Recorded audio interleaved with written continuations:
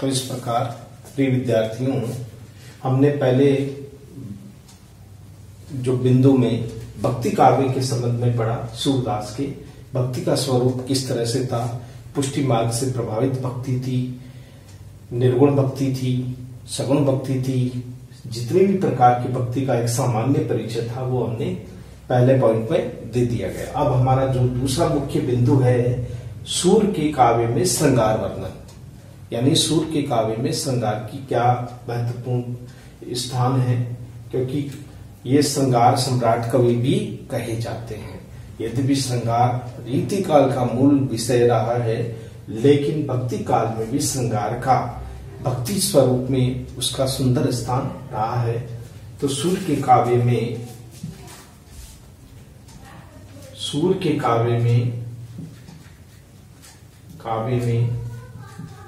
श्रृंगार वर्णन का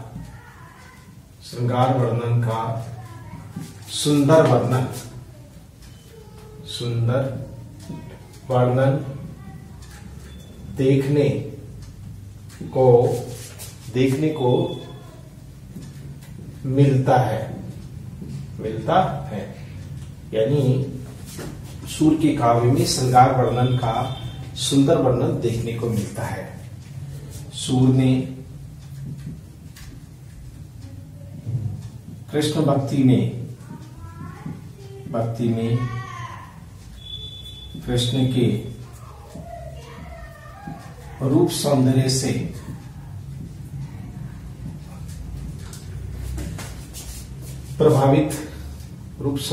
प्रभावित गोपियां एवं राधा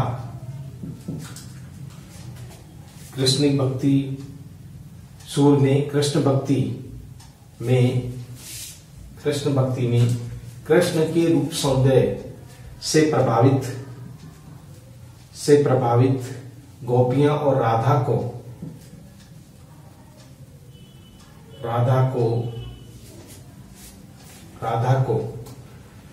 वन उपवन में देखा जा सकता है।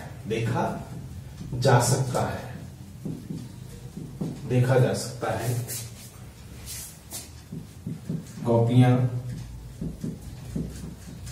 कृष्ण की मुरली की धुन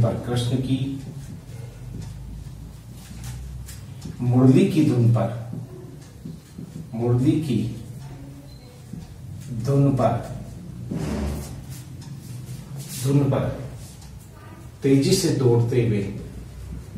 से दौड़ते हुए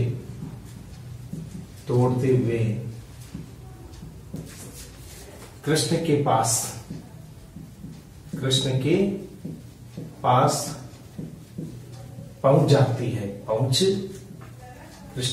पहुंच जाती है।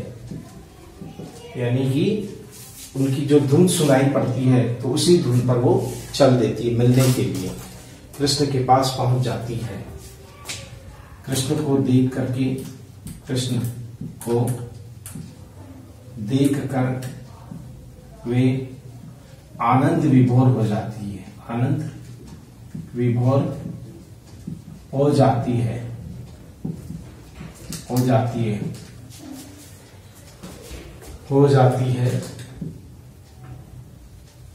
कृष्ण के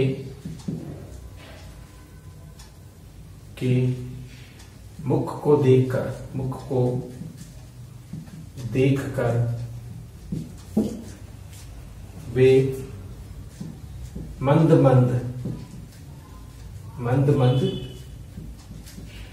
मुस्कुराने लगती है।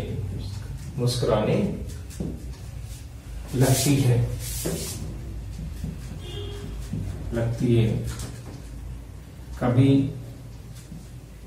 कृष्ण राधा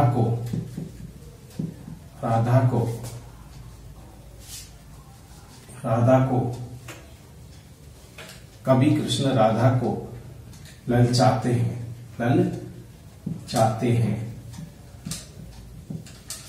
कभी कृष्ण राधा को ललचाते हैं।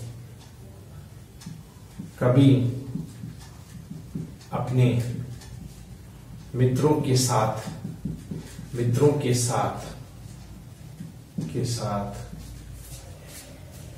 खेल खेलते नजर आते हैं। तो ये सभी संयोग काल का वर्णन है, जब कृष्ण गोकुल ग्राम में ही थे, जब वो मथुरा नहीं गए थे, उससे पहले अपने मित्रों के साथ में खेलते नजर आते हैं। कभी किसी घर से माखन चुराते हुए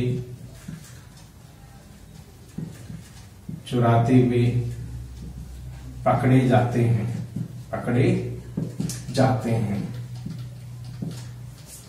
कभी माखन चुराते हुए किसी घर से पकड़े जाते हैं। संयोग श्रृंगार का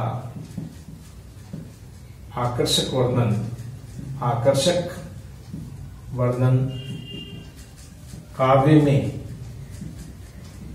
इस प्रकार है।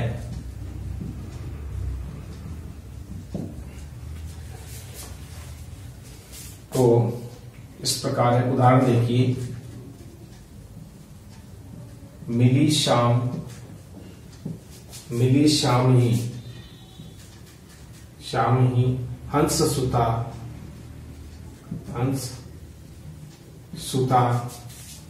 तट आनंद उमंग भरी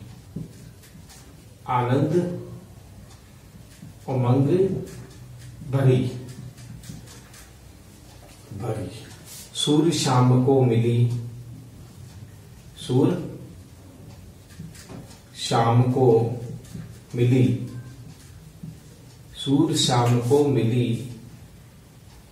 परस्पर प्रेम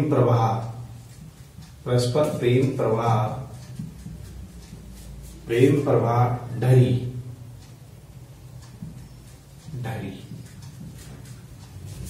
मिली शाम ही हंस सुता तट, हंस सुता यानी यमुना नदी के किनारे, तट आनंद उमंग भरी। जो गोपियां हैं, राधा है, वे सभी कृष्ण से यमुना नदी के तट पर, जहां कृष्ण बैठे हुए थे, मुरली बजा रहे थे, तेजी से दौड़ी और उनसे मिलने पहुंच गई। सूर्य शाम को मिली परस्पर प्रेम ढरी, वहां अपना प्रेम प्रकट करने लगता है। अपनी आंखों से जब कृष्ण की सुंदरता को देखती है, उस संयोग काल के उस पक्ष को देखती है, तो उनके प्रति प्रेम प्रकट हो जाता है।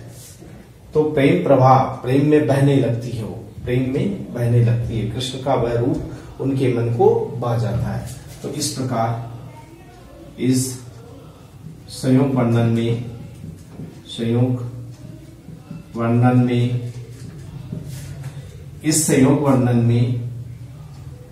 कृष्ण का गोपियों व राधा से यमुना तट पर मिलने का मनोहारी चित्रण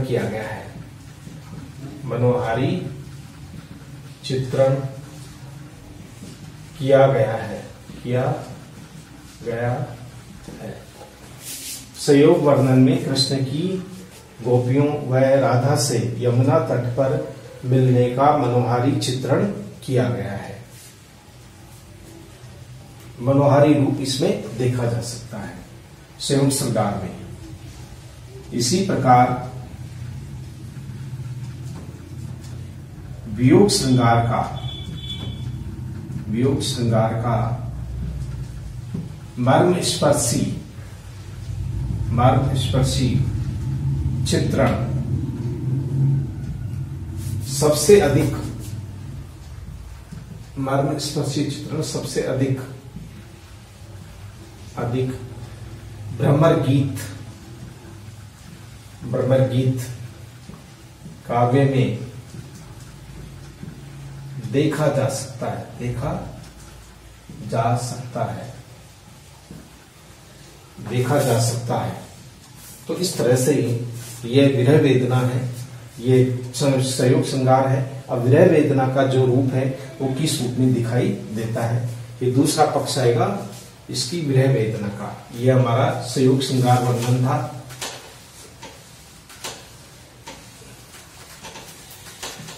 संयोग श्रृंगार वर्णन।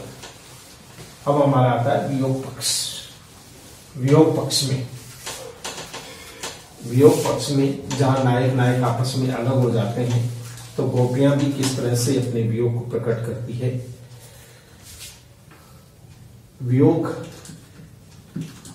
वियोग श्रृंगार वर्णन में कवि ने गोपियों व राधा को वियोग से पीड़ित दिखाया है। जब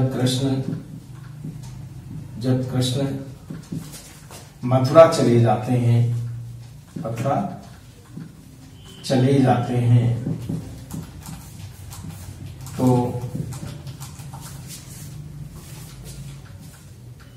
राधा, गोपियां, यशोदा, माता यशोदा,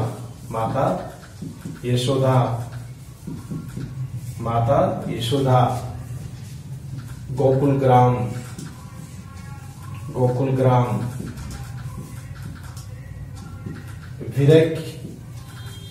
विरह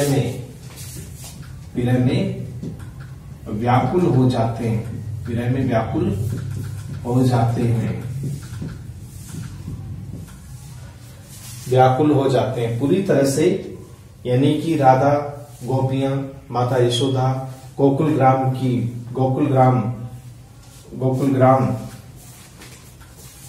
विरह में व्याकुल हो जाते हैं। गोकुल ग्राम के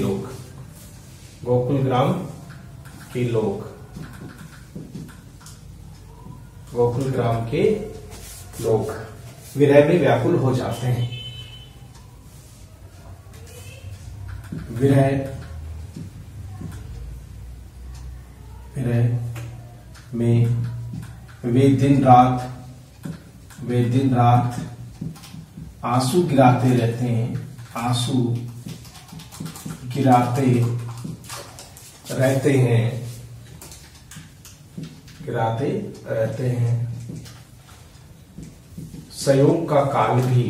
संयोग का सुखद काल भी विरह अवस्था में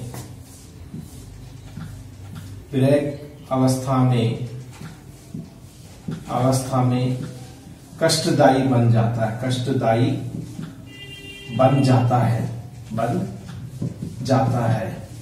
अर्थात आंसू गिराती है दिन रात। संयोग के जो सुखद काल भी विरह अवस्था में कष्टदायी बन जाता है।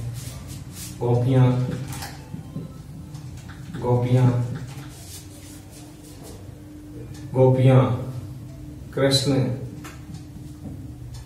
को देखने के लिए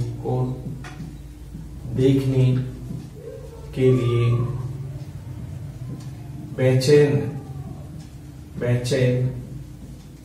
रहने लगती है।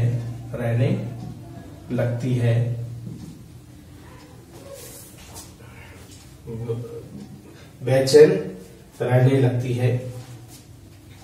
तो यमुना नदी का सुंदर तट बिना कृष्ण के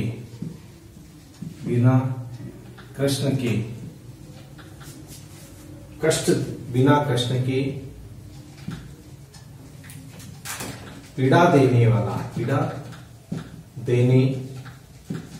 वाला प्रतीत होता है, प्रतीत होता है।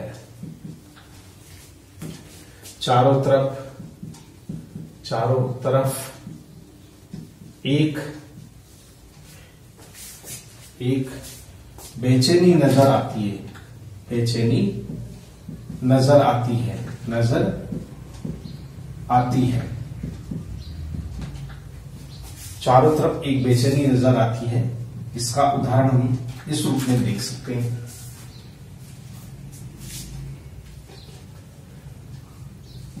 तो उदाहरण है लखियत, लखियत यानी देखना, लखियत कालिंदी, कालिंदी, लखियत कालिंदी अतिकारी, अतिकारी। कयोपथिक, कयोपथिक, पथिक कौन है? ये उद्धव है। कयोपथिक जाय हरि, जाय हरि सो, हरि सो। ज्यों भई, ज्यों भई विरह जुर जारी, ज्यों भई विरह जुर जारी, यानी विरह की अग्नि में वो जल रही है। यमुना नदी भी कृष्ण के विरह में काली हो गई है और बेचैनी चारों तरफ। तो उद्धव को कहती है कि हे उद्धव, कृष्ण से सारी हमारी जो विरह व्यथा है वो तुम जाकर के बता देना, ताकि उन्हें हमारी विरह व्यथा का ज्ञान हो सके, वो जान सके कि हम किस विरह व्यथा के दौर से गुजर रही हैं। इस प्रकार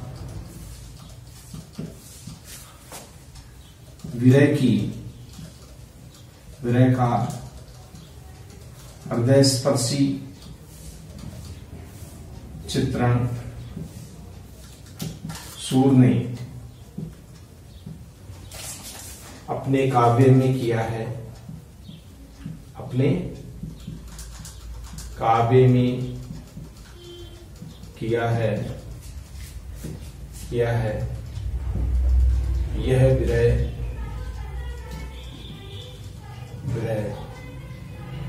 यह विरह संपूर्ण प्रकृति पदार्थ में, संपूर्ण प्रकृति पदार्थ में देखा जा सकता है, देखा जा सकता है।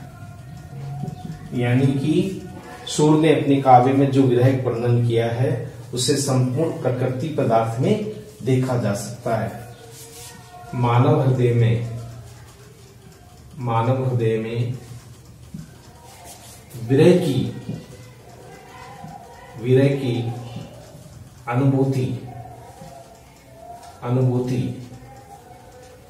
सबसे अधिक हुई है, सबसे अधिक हुई है। तो ये विरह वर्णन के लिए है, किस तरह से मानव हृदय में विरह की अनुभूति सबसे अधिक हुई है। तो यह था संयोग श्रृंगार और वियोग श्रृंगार। तो सूर को श्रृंगार का सम्राट कवि कहा जाता है, सम्राट कवि कहा जाता है। यानी दोनों का ही सबसे ज्यादा उन्होंने वियोग का वर्णन किया है संयोग श्रृंगार की अपेक्षा, क्योंकि संयोग श्रृंगार का जो पक्ष है वो कम आया है और वियोग पक्ष को सर्वाधिक महत्व दिया है। सूर सागर जो है जिसमें संयोग श्रृंगार का भी वर्णन है और वियोग श्रृंगार का भी वर्णन है। अगर हम देखें तो वियोग श्रृंगार एक महत्वपूर्ण पक्ष है, इसके ऊपर सर्वाधिक वर्णन देखने को मिलता है। यह हमारा भाव पक्ष चल रहा है। अब आता है सूर के काव्य में वात्सल्य वर्णन। यह भी भाव पक्ष का एक अभिनंग है। सूर के काव्य में वात्सल्य वर्णन, यह हमारा तीसरा पॉइंट होगा। जो भाव पक्ष को दर्शाता है। सूर्य के काव्य में वात्सल्य वर्णन भाव पक्ष है। ये तीसरा पॉइंट है। सूर्य के काव्य में वात्सल्य वर्णन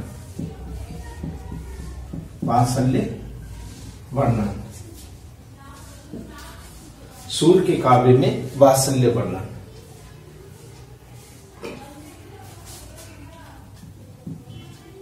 सूर्य को वात्सल्य सम्राट कहा जाता है।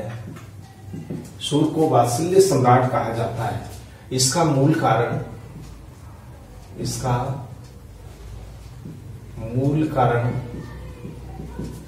इनके काव्य में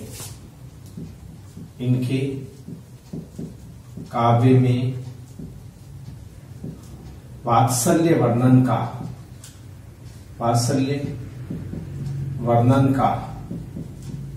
मर्मस्पर्शी चित्रण। इसका मूल कारण है इनके काव्य में वात्सल्य वर्णन का मर्मस्पर्शी चित्रण देखने को मिलता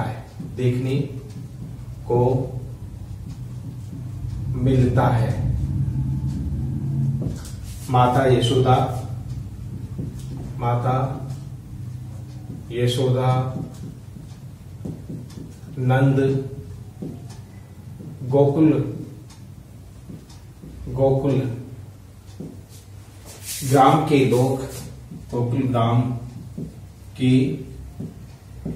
लोग कृष्ण से अत्यधिक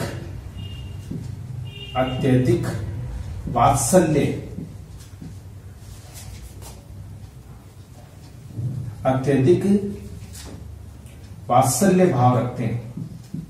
अत्यधिक वात्सल्य भाव रखते हैं।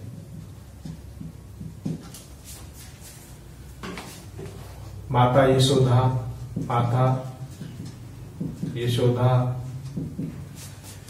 मन ही मन कृष्ण के लिए कामना करती है कि मेरा पुत्र कब मुझे मैया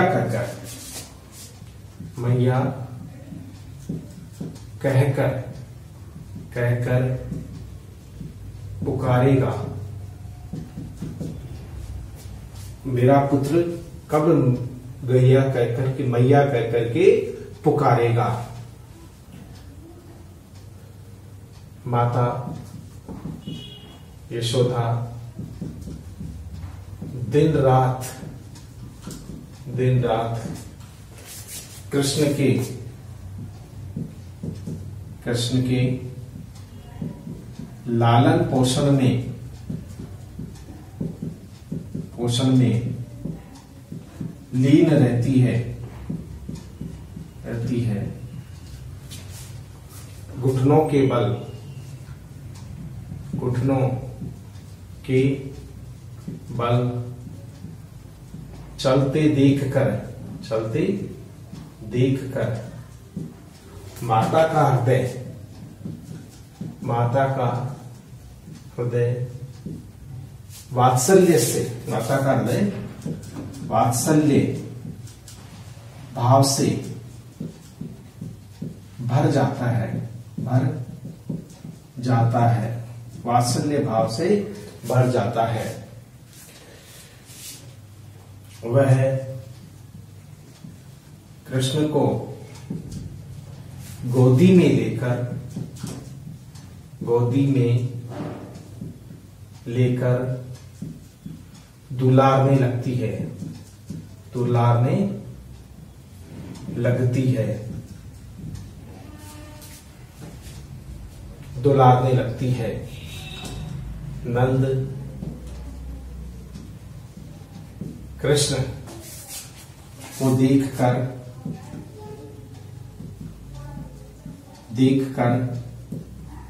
मंद मंद मुस्कुराते हैं, मुस्कुराते हैं। कृष्ण का बाल रूप तथा क्रीड़ा को देखकर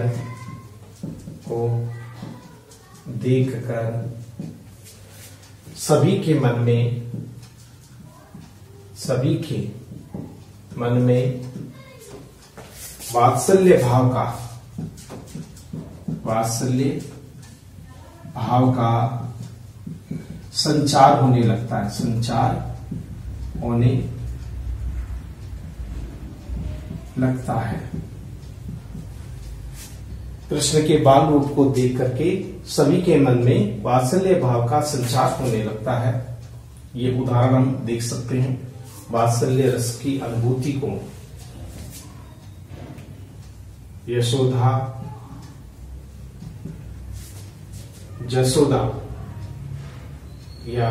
है, जसोदा कर लेते हैं। जसोदा हरि पालने झुलावे,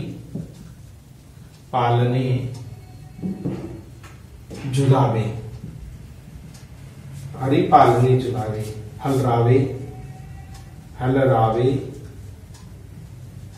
मलरावे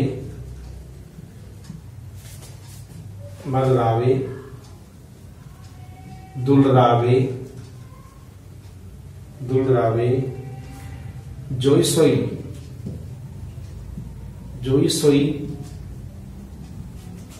सोई कछु गावे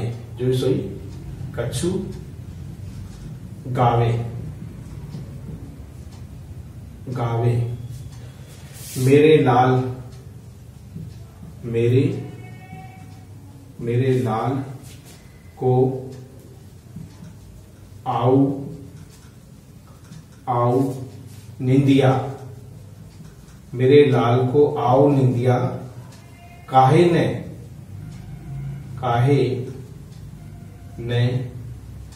आन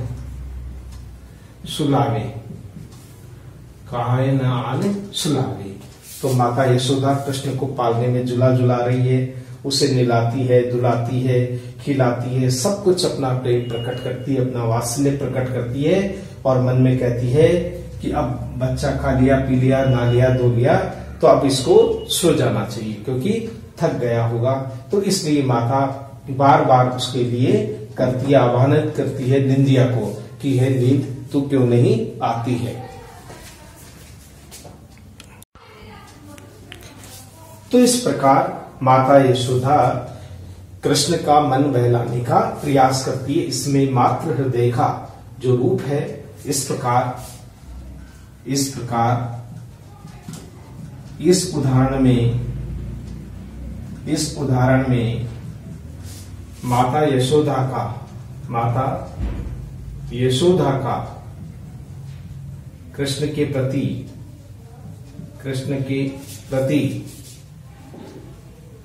शुद्ध वात्सल्य भाव झलक रहा है। तो ये वात्सल्य भाव की अनुभूति की गई है। वात्सल्य में कवि सूर ने मातृ हृदय का कोना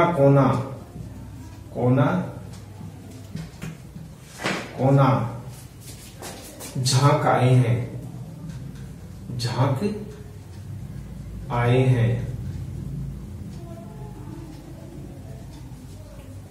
सूर्य के काबे में वात्सल्य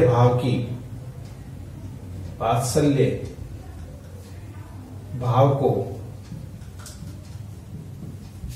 सूर के काव्य में वात्सल्य भाव को प्रधानता दी गई है। पुरुष होते हुए भी उन्होंने एक जो माता का प्रेम है अपने पुत्र के प्रति, उस प्रेम की अनुभूति स्वयं ने की है और इसीलिए वो सम्राट, वात्सल्य सम्राट कवि कहे जाते हैं। उनका जो प्रेम है कृष्ण के प्रति वो सहज रूप से इन पंक्तियों में दर्शित होता है। उनके कृष्ण के प्रति जो वात्सल्य भाव है, उस वात्सल्य भाव की अनुभूति हम इन पदों में देख सकते हैं कि किस तरह से वो उनके प्रति लगाव रखते हैं। तो इस तरह से अब हमारा अगला पॉइंट आता है, यानी कि वात्सल्य वर्णन के पश्चात अगला हमारा आता है कृष्ण के बाल रूप का चित्रण। ये भी एक बाल रूप का चित्रण भी भाव पक्ष का ही अभिनंग है। चौथा पॉइंट आता है कृष्ण के बाल रूप का चित्रण, हमारा चौथा पॉइंट।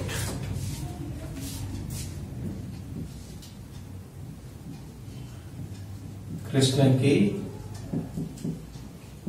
बाल रूप का चित्रण भाव रूप में किया है, भक्ति भाव रूप में। सूर के काव्य में कृष्ण के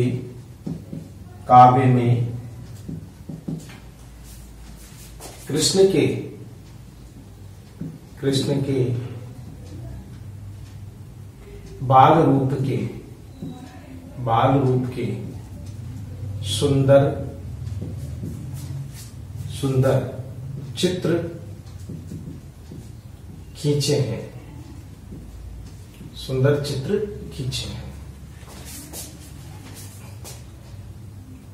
बाल रूप में किस तरह से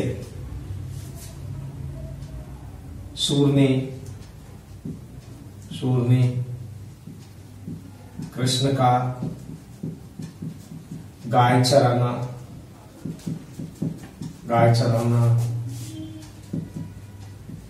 बलदाऊ की शिकायत करना,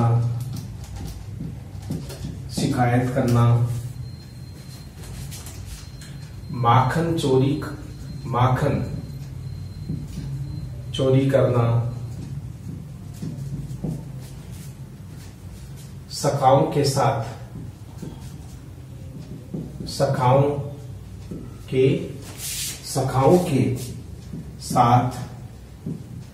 अनेक खेल खेलना,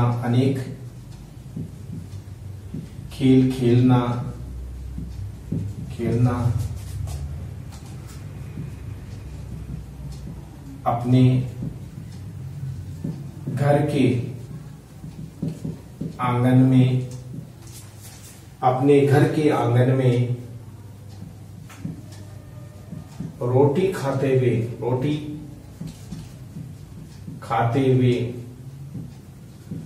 दौड़ना,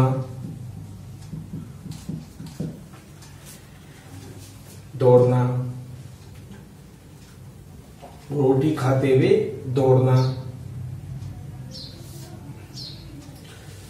यानी सूर के काव्य में कृष्ण के बाल रूप के सुंदर चित्र खींचे हैं। सूर ने कृष्ण का गाय चराना, बलदाऊ की शिकायत करना, माखन चोरी करना, सखाओं के साथ अनेक खेल खेलना, अपने घर के आंगन में रोटी खाते हुए दौड़ना,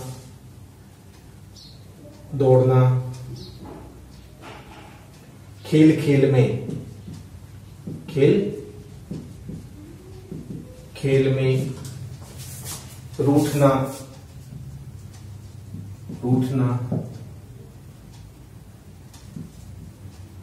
तुतलाई, बोलना,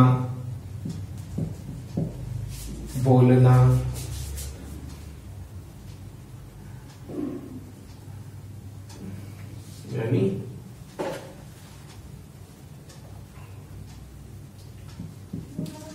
गाय चराने न जाने के लिए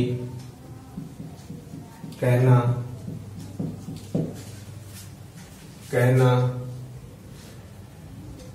आदि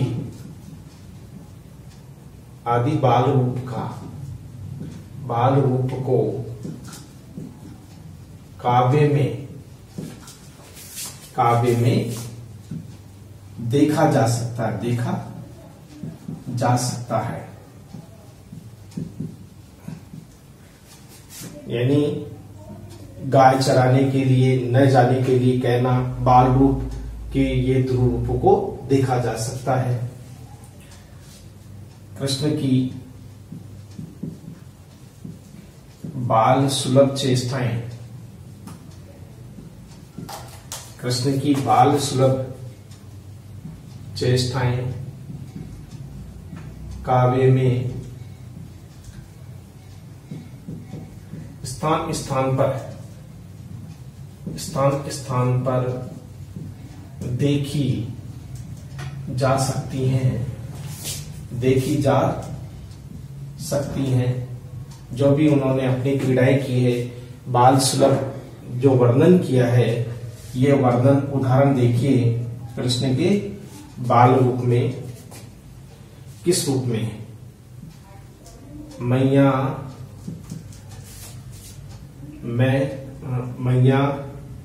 मैं तो चंद खिलौना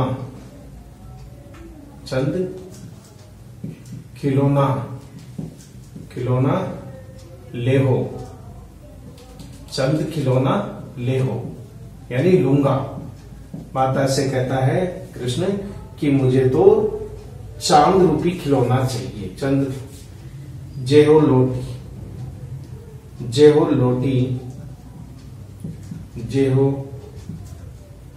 लोटी धरनी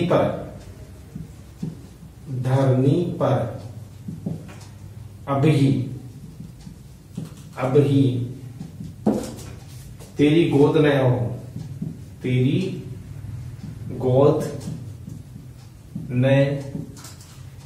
हो,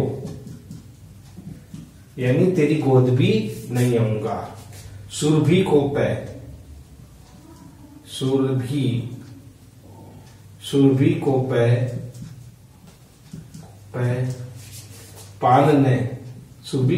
पालने करी हो। बेनी यानी चोटी, बेनी सिर ने गुहे हो। अर्थात यहां पर गोपियां यानी कि कृष्ण कहता है कि मैया मुझे तो चंद्र रूपी खिलौना चाहिए। जे हो लोटी, अगर ऐसा नहीं हुआ तो मैं इस मिट्टी में लौट जाऊंगा, नहाया धोया हूं, वापस गंदा हो जाऊंगा। अभी ही तेरी गोद ना हो और आज से मैं तेरी गोद में भी नहीं आऊंगा। सुरभि को पै पान न, यानी गाय का दूध भी नहीं पीऊंगा और सिर की चोटी भी नहीं गुथवाऊंगा। तो जो कुछ भी है वो बाल हट को इस प्रकार सूर ने कृष्ण के इस बाल हट को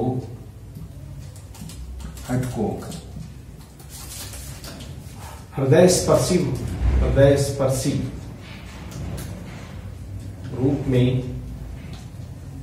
स्पर्शी रूप में चित्रित किया है। यानी ये कृष्ण का बाल रूप है। इस प्रकार, इस तरह सूर के काव्य में बाल रूप के अनेक वर्णन देखने को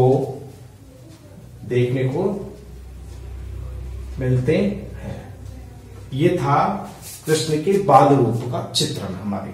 अब हमारा जो 5वां पॉइंट होगा वो है जो कृष्ण के प्रकृति का चित्रण। प्रकृति का चित्रण किस रूप में किया है यह हम पढ़ेंगे 5वें पॉइंट में। हमारा 5वां पॉइंट है सूर्य के काव्य में प्रकृति चित्रण। 5वां पॉइंट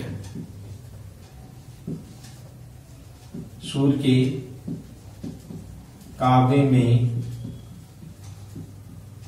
प्रकृति वर्णन। प्रकृति वर्णन, ये भी प्रकृति भी सुख दुख की सहचरी है, इसलिए हृदयगत पक्ष आने के कारण इसमें भी प्रकृति का सुंदर वर्णन हम पढ़ेंगे। किस तरह से सूर्य ने प्रकृति का मनोहारी चित्रण अपने काव्य में किया है, प्रकृति को सर्वसुलभ माना है और किस रूप में उसका वर्णन किया है। यह हमारा 5वां पॉइंट है, प्रकृति का सूर्य के काव्य में प्रकृति वर्णन, जो हम पढ़ेंगे।